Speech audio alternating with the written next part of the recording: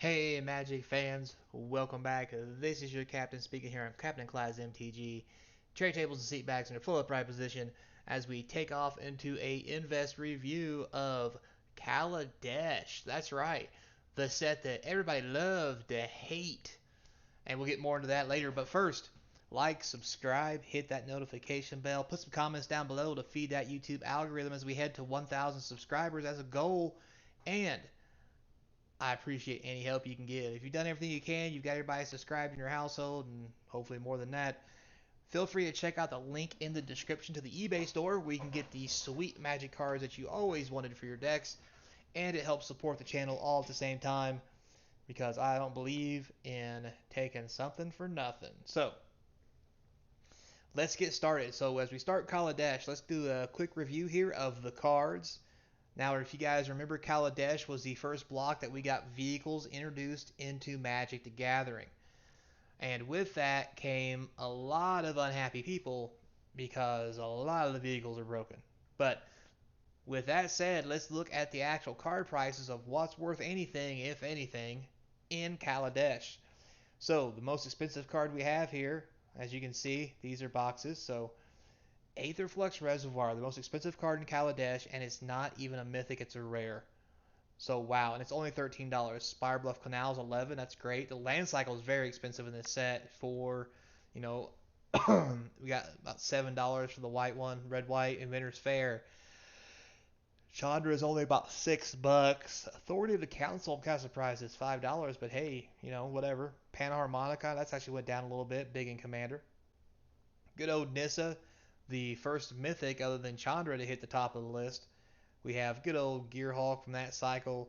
Smuggler's Copter still $2. I remember back when that thing was like 20 some odd bucks before it got banned in damn near every format that it was usable in because of, well, busted. We got good old uh, Shy. We got the boat. Burp, burp. And then over here we actually have the console of allocation. So these are the top cards. Now we're getting down below the dollar range and so forth. But it's kind of weird that like this is the high price point, right? A lot worse than Amonkhet, and Amonkhet came after this product. So clearly, and $11 a pack, $12 a pack. So clearly this should be less per box than Amonkhet, right? Nobody liked that set either. We've seen card prices from Amonkhet and Hour Devastation. They're a lot better than this. So clearly the prices are around, oh my god, they're $380. Almost $400 a booster box, guys. That is insane. Now, with that said, you know what I'm going to say. Supply, demand. Now, with that said, this set was printed rather well and it was open quite a bit, but not for the reason that you think. The cards at the time didn't even have a whole lot of value, but once again, we're covering a set that has lottery cards. And man, were they some sweet lottery cards just to say that.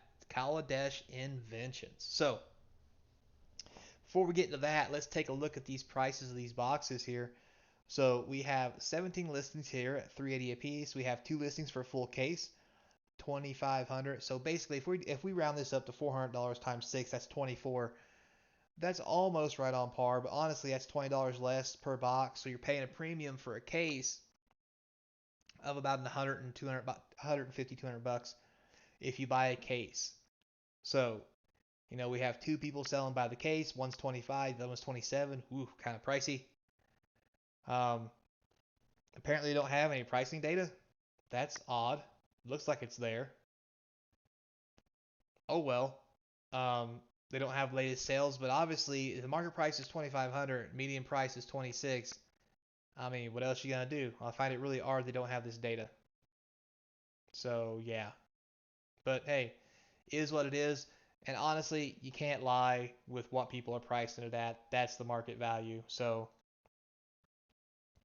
you look at individual cards. Now here we actually have some data. Apparently people aren't buying them by the case. So if we look at it in the previous year, it was actually looks like it was going up. It was almost at 400, and then it looks like it took a pretty big dip here down to the 380 mark, 370. But all in all, sales history here is showing hit recent months, like this month, people buying for 375, 379, and so forth. So that's easily people paying this price for this product. So we got 29 listings. Let's take a look. Looks like 250 is the cheapest. Of course, though, that says Spanish, German, German. So Russian, Japanese, Japanese, Russian, Korean, Russian, Japanese. Sweet Jesus.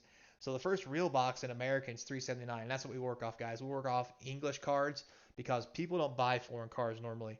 I mean, people may like them, but card shops don't like them because they can't people can't read them. They don't sell well, so they honestly aren't worth the price.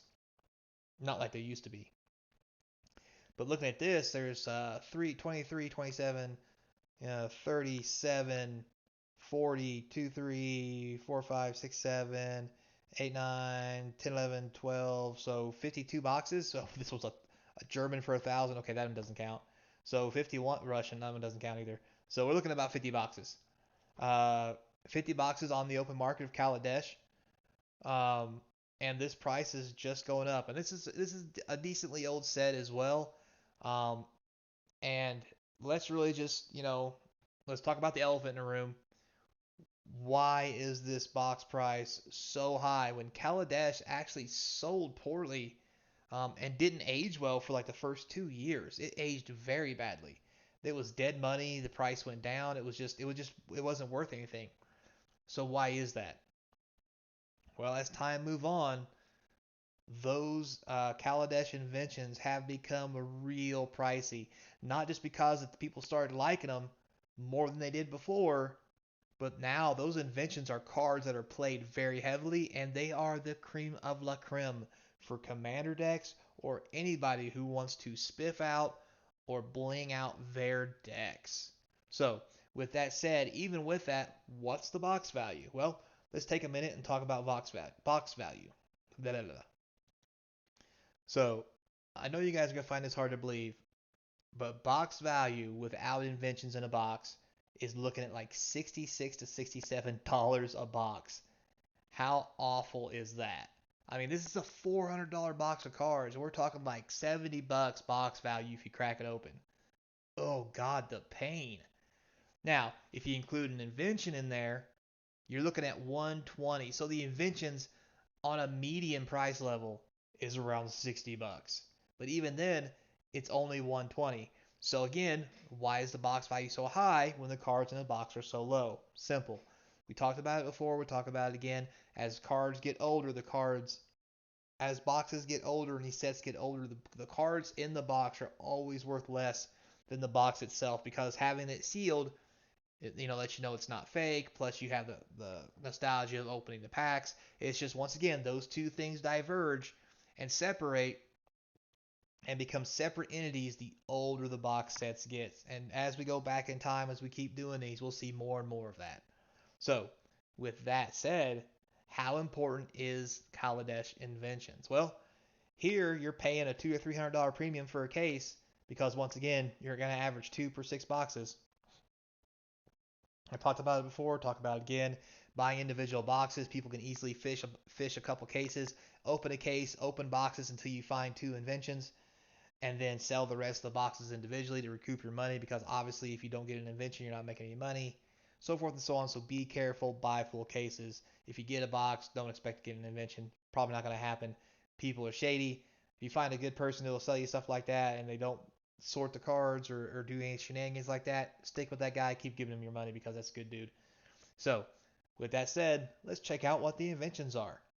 Here we go, boys and girls. 3% young ladies, 2% small children. Anyway, so we have the Gearhulk series. All the Gearhulks were very big back in the day. The only one that's still big is really the Torrential Gearhulk, but all of these, for the most part, are great in Commander. We have an Aether Vial, amazing. Chromatic Lantern. That card. Oh, high value money, and this is the bling of the bling of that card. We have Gauntlet of Power, Crucible of Worlds, Cloudstone Curio, Mox Chrome. I mean, these are just high dollar cards right here. Lightning Greaves, all about the bling bling with the Nike Greaves. Hangerback Walker, Lotus Petal, Mana Crypt. Man, is that a pretty Mana Crypt. Then you have Mana Vault. Check that bad boy out. That's some amazing art. We have Mind's Eye, Mox Opal as well as the Chrome Mox. Painter's Servant, just beautiful. Amazing Soul Ring. Sculpting Steel is okay. Got a Scroll Rack, which is phenomenal. Rings of Brighthearth. Solum Simulacrum, Static Orb, Steel Overseer is okay. Then you got Sword of Feast and Famine, Sword of Light and Shadows, Sword of Fire and Ice. We're talking creme de la creme of Kaladesh inventions. Any one of these median price is $60. These are just amazing cards. And if you pull one of these out of a Kaladesh box, wow boy, you're making some cash. So that's the story of Kaladesh, guys. And what do I think? I think this is easily a $500 product by the end of the year, and I think this box will quickly go to 1,000 over time, and it's gonna go a lot quicker than anybody thinks. I think this will be $1,000 box within 2 to 3 years, especially if people keep jerking them off the market like they are and keep popping them open. There's none left because these inventions are sweet and there's nothing like them, and they ain't been reprinting them. So with all that said, guys, thanks a lot for your time. I really do appreciate it. And until next time, be kind. And as always, remember, I hope to see you across from the game table.